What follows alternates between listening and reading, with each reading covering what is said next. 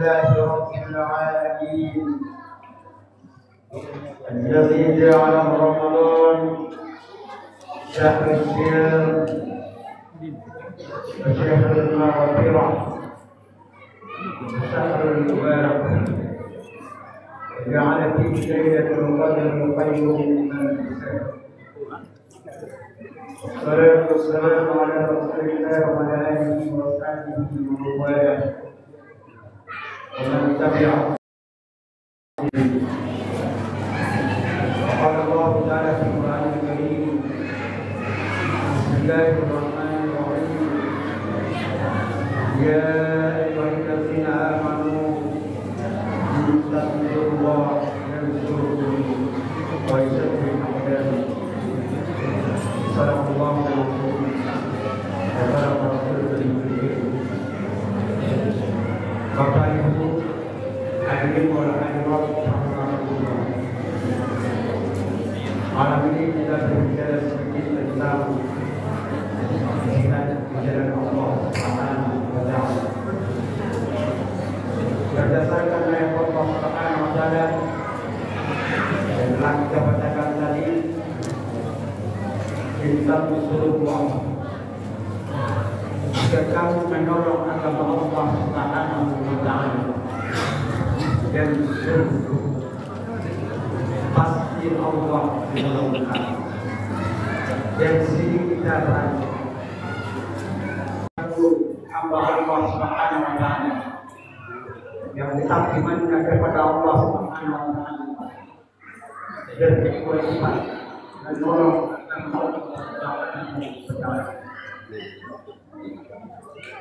menolong agama Allah Subhanahu wa taala yang pertama pada diri kita sendiri. Yang pertama pada diri kita sendiri. Sudahkah tegak agama Allah Subhanahu wa taala dalam diri kita sendiri dan juga dalam hidup kita? Itu kewajiban bagi kita semua. Yang kedua, menolong agama Allah Subhanahu wa taala kalau kita sudah mampu dalam diri kita sendiri, maka terhadap keluarga kita, termasuk anak dan istri, suami sebagai kepala rumah tangga. Di anak dan istri itu kewajiban bagi suami menolong agama Allah Subhanahu wa taala. Di antaranya melarang mereka berbuat apa yang dilarang Allah Subhanahu wa taala.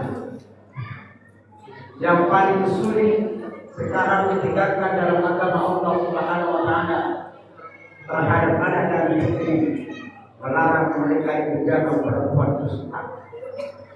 Maka ada istilah bagi kita Bapak Ibu, tiada dusta di antara kita.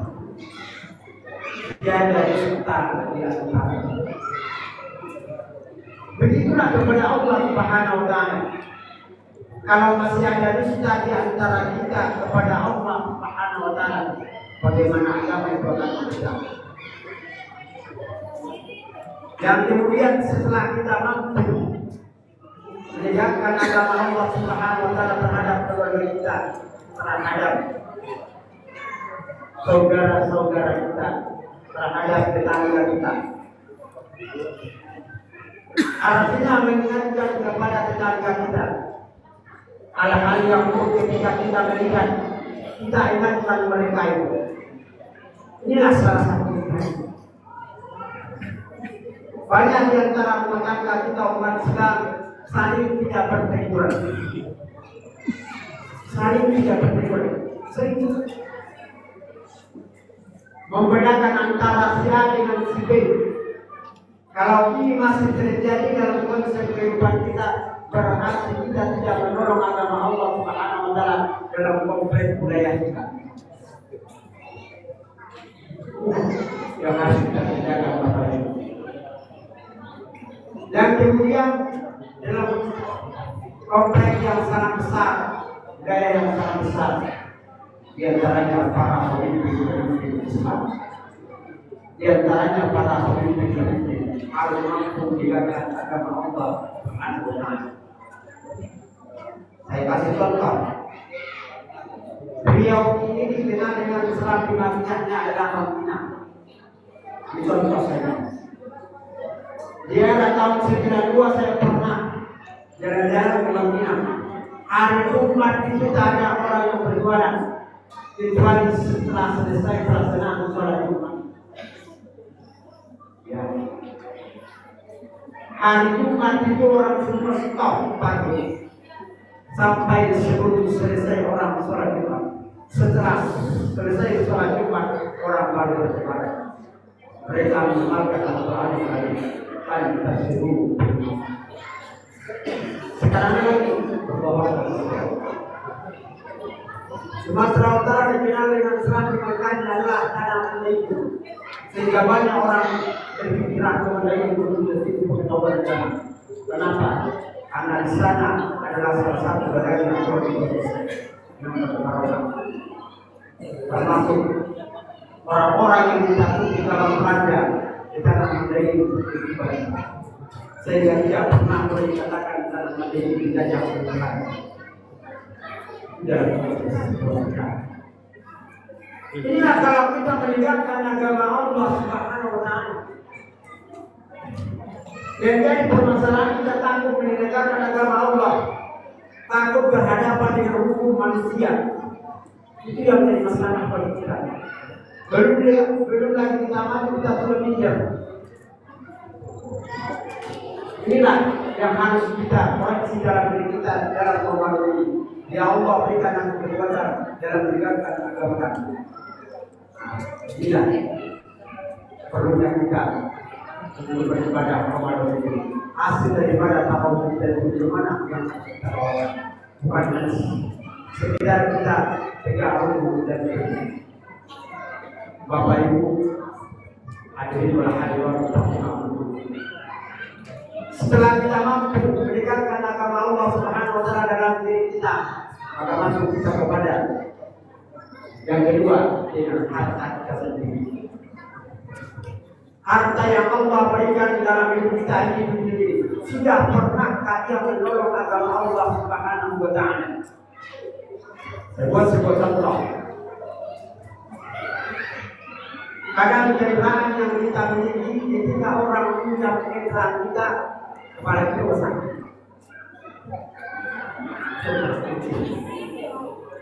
Orang memakai kendaraan kita kepada kita sudah sakit.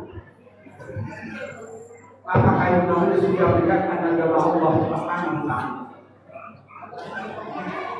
Kita melihat orang yang lapar, apakah kita biarkan orang yang lapar itu? Sementara kita yang punya. Yang paling dekat adalah keluarga kita sendiri, saudara yang satu darah. Banyak yang terjadi saudara dalam negara tersebut yang tidak perbaikan. Dia biarkan saudaranya itu menderita. Bukan saudaranya yang tidak mau berusaha, akan tetapi bagi seperti itulah rezekinya yang didapatkan dari Allah. Jadi seketika ini masih terjadi kesenjangan. Bagaimana konsep Islam menyikapi hal seperti ini? Sebanyak apa ibadah yang kita laksanakan Bapak Ibu rahimahullah, sementara yang terdekat tidak pernah kita perhatikan. Ibadah yang kita lakukan itu tertolak. Saya 3123 melihat di mata kepala saya sendiri yang seperti ini. Di hari senja, di hari tua mereka akan mengidap, menikmati perbuatan baik dan buruk kita. Kalau lebih banyak perbuatan buruk kita terhadap saudara kita, siap.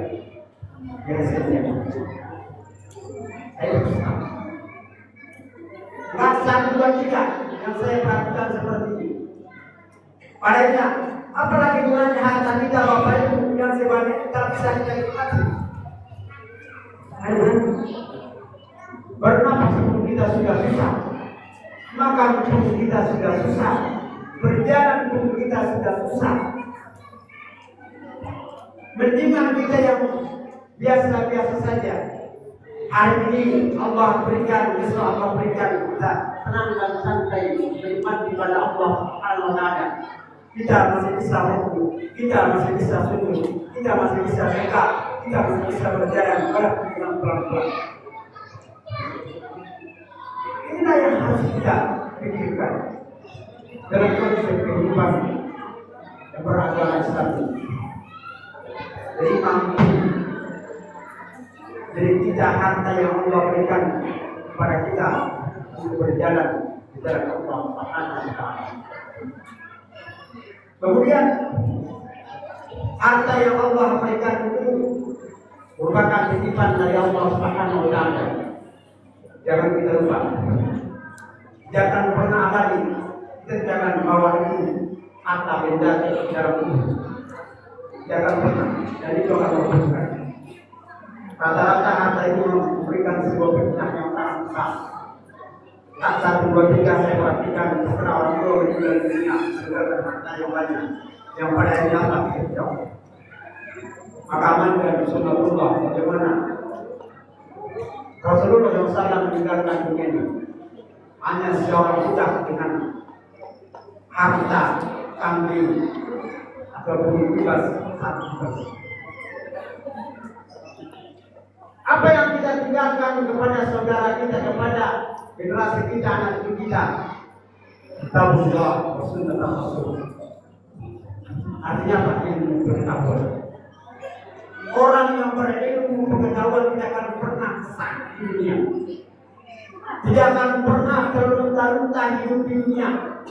Tapi benar kalau dia sarjana, benar sarjana ini, bukan sarjana emas.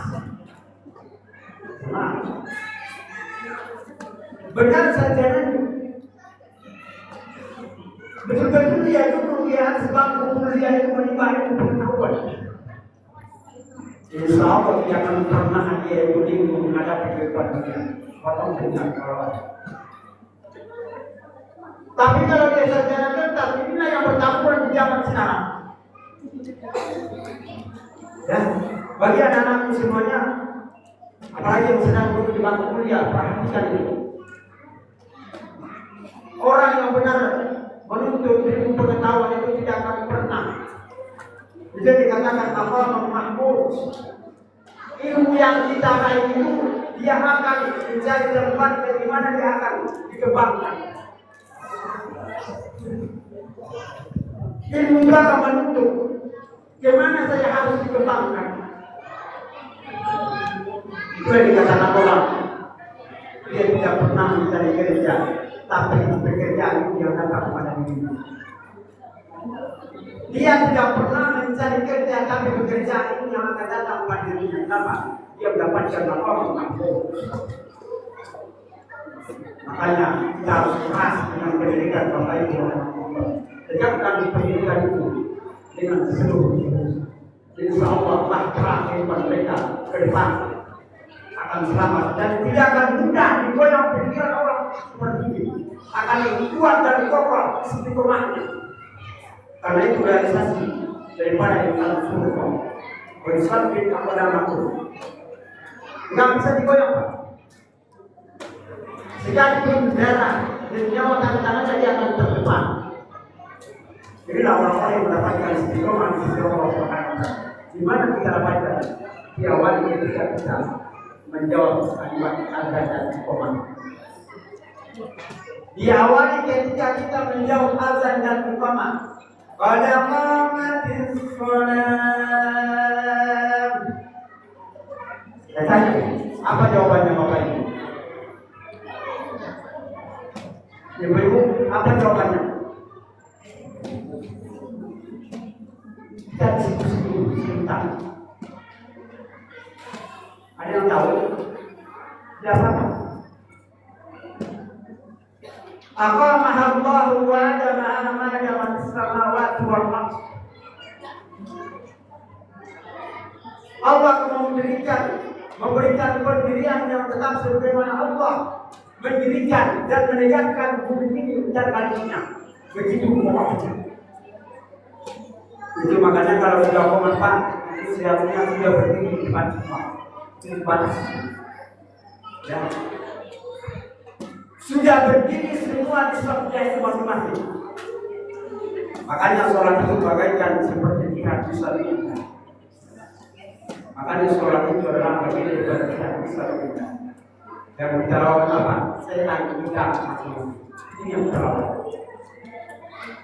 Jadi apabila dia sudah mampu menepis hal seperti itu, insya Allah dia akan mendapatkan sebuah kehidupan. Makna khusus ini nanti beda lagi nanti Tuhan. Bisa saja mudah-mudahan kita mendapatkan sebuah sifat istiqomah dari tema Islam kita bicara Allah Subhanahu wa taala. Kita salat tarawih lagi kita berjaya. Assalamualaikum warahmatullahi wabarakatuh.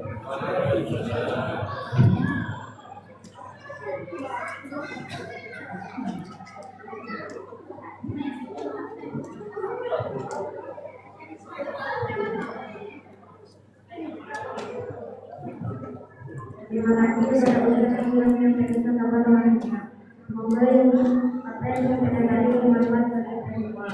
Amin ya rabbal alamin. Juga insya Allah nanti para pengunjung itu protokol yang berkelanjutan. Kita punya masalah juga soal penghasilan juga ada. Membawa yang berdoa. Bagi dirinya dua yang berdoa. Kedua ibu kita atau kedua dua ibu bagian, ada ibu bagian empat ibu kita. Kemudian bersama-sama dia berdoa. Assalamualaikum warahmatullahi wabarakatuh.